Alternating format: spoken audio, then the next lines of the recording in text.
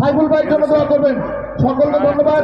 বাংলাদেশ জিন্দাবাদ, বাংলাদেশ জাতীয়তাবাদী ছাত্রদল জিন্দাবাদ, শহীদ জিয়া মরহম, মুজিবুর বেগম খালেদা জিয়া জিন্দাবাদ, তরুণদের অহংকার তারেক রহমান জিন্দাবাদ, সাইফুল ভাই জিন্দাবাদ।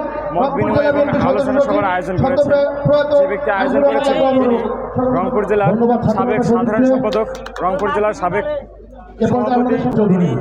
এই সাভার উপজেলার ডাক গার্মেন্টসের সামনে ক্লাব মাঠে যে আলোচনা সভা এবং মত বিনিময়ের আয়োজন করেছেন আপনারা দেখতে পাচ্ছেন।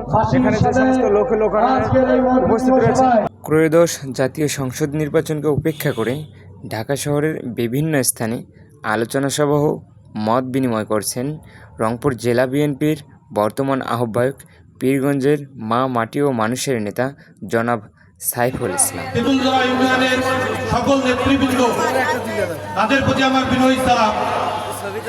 সম্মানিত পীরগঞ্জবাসীর কথা ভেবে এত দূর থেকে সাইফুল ভাই আপনাদের সাথে মত বিনিময় সভা করার জন্য এখানে আসছে। যিনি সুখ খুঁজেন না, আপন নিরে প্রাণের টানে খুঁজে আসে পীরগঞ্জবাসীর কাছে। যিনি জুলাই আন্দোলনে